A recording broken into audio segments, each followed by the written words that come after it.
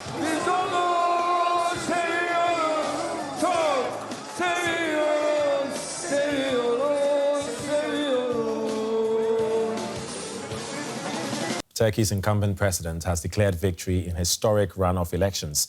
Unofficial results from state-run and independent news agencies put Recep Tayyip Erdogan in the lead with nearly all the ballots counted. The state-run Anadolu agency puts Erdogan on just over 52% of the vote, with more than 99% of the ballot boxes opened. His challenger, Kemal Kilicdaroglu, a secular former civil servant, is on just under 48%. With Erdogan poised to enter his third decade of rule, the leader addressed his supporters outside his home in Istanbul before heading to the presidential residence in the capital, Ankara. I would like to thank each and every member of our nation who has once again given us the responsibility of governing the country for the next 5 years with the choice they've made. Let's get more from our Turkey correspondent, Julia Han, who is in Ankara. Hello, Julia. Erdogan has declared victory. What stood out for you in his speech? Well, he addressed his supporters in Turkey's largest city, Istanbul. Istanbul is hugely important for Recep Tayyip Erdogan. This is where he grew up and from where he rose to power. He was the mayor of the city in the 90s, and then he became prime minister and later a president. But he also lost the city, or his ruling AKP lost the city to the opposition in 2019 in local elections. And today he vowed to retake Istanbul in the next local elections scheduled for next year. So that was one message.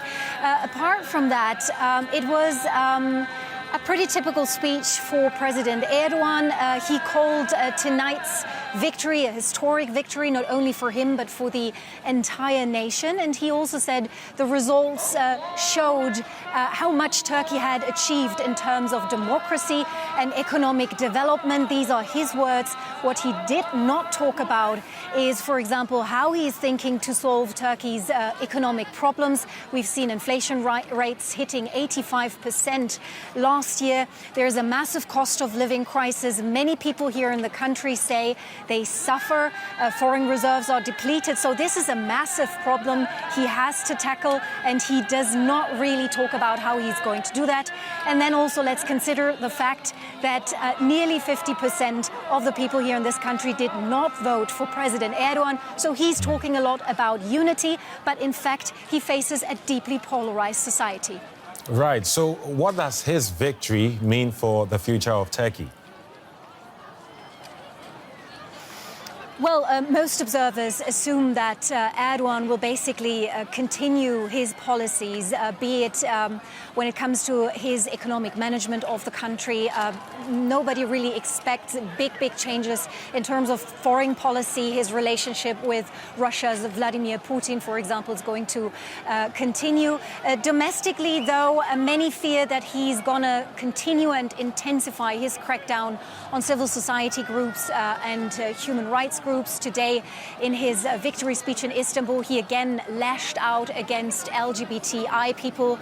He accused the opposition of supporting LGBTI rights and thereby destroying Turkish family values. This is a very aggressive language there that we've seen throughout the election campaign. And yes, many people here in the country fear that these tendencies, these authoritarian tendencies that we've seen, will continue.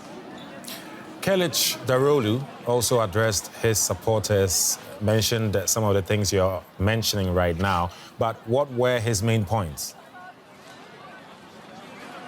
Well, I think we have seen a very defiant opposition leader, Kemal Kilicdaroglu, addressing his supporters at his party's headquarters here in Ankara. He said, and I quote him here, that the fight against the autocratic system here in Turkey will continue until democracy will return to this country. He thanked the about 25 million people who voted for him tonight. He said he's going to continue to walk into the direction of democracy and wants everybody to continue with him.